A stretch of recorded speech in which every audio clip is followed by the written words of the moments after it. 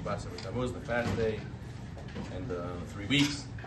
Now there's some customs that the Am Yisrael has during the 3 weeks, show extra signs of mourning, and it's a time where we're supposed to be not celebrating and joyous, rather contemplating what happened to our forefathers and doing teshuvah. So the Sefer Hasidim writes that it's a custom not to say Shechiyanu on any new fruit or garment during the days of the 3 weeks.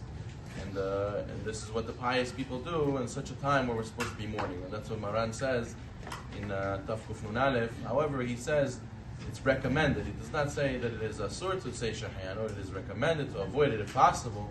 Obviously, if a person has a brit, a person has a Pidyon Haben, where they say Shechiyanu, then he says Shechiyanu. He should not lose out on this opportunity to say to do the mitzvah saying Shechiyanu. He won't be able to make it up a different time, so he must say Shechiyanu. So it's not outright asur.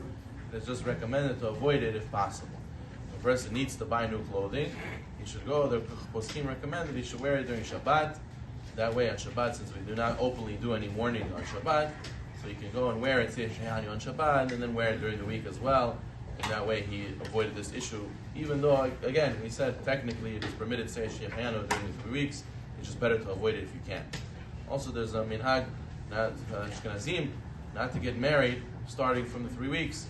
If you really look in the Maran in Tov Kuf Nun Aleph, Sif Bet, Maran really says you're allowed to get married all the way up to the Rosh Chodesh Av, all the way up to the beginning of the month of Av, according to Sfaradim. But according to the Rama says no, our minhag is from 17th of Tammuz, not to have any weddings, not to have these celebrations. And that's the custom of many communities. But according to Maran, it's permitted. Interestingly, the Shaykh Knesset Gdolah, one of the poskim writes that by Sfaradim also the minhag was like this.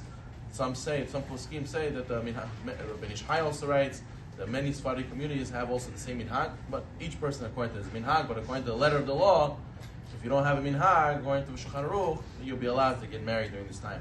There's a story with the Ovadia Alav Shalom where there was a situation where there were a lot of halls opening Motzei Shabbat. People were Motzei Shabbat having parties, and it was a problem because it ended up leading to a lot of Chilul Shabbat. It ended up they had to prepare during Shabbat for the party, and it was problematic. So he called in one time in his city all the people who ran the halls, and he told them, "I'll make a deal with you. You give me this time, you close this time, and you don't have parties this time, and I'll give you a different time to open. You'll make up the business a different day." He says, "Really, Rabbi, you're going to make something mutar for us?" He says, "Yeah, you should know that from 17th Tammuz to all the way to the month of Av, it will give you permission to do weddings." He says, "Wow, unbelievable." So they agreed to him to close those times that was problematic, and but really he didn't permit anything forbidden. It was already permitted from the beginning. But they didn't know about it, and they were following the Minhag Ashkenaz to not have weddings from 17th Tammuz. But anyways, each person should follow their custom, but according to Maran, it's permitted.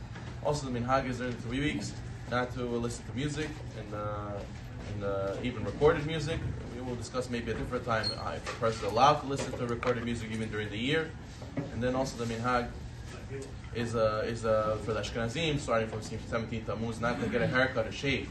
But according to Sfaradim, according to Maran, you'll be allowed to get a haircut all the way till Shavuot Shehalbo. Up to Shavuot Shehalbo, that's when Sfaradim do not get haircuts or shave. But in the 3 weeks, during the 3 weeks up until Shavuot Shehalbo, Sfaradim are allowed to get haircuts and are allowed to shave.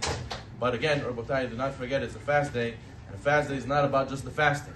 It's the Rambam writes, it's for us to remember the fasting is supposed to cause us to do teshuvah. It's supposed to do repentance on this day. And why are we still in Galut, and why are we still celebrating these days as the Navi tells us as days of sorrow, but eventually they're supposed to turn into days of joy, a celebration. And why are we still there? So the person has to ask himself, that this is the day that the Luchot were destroyed.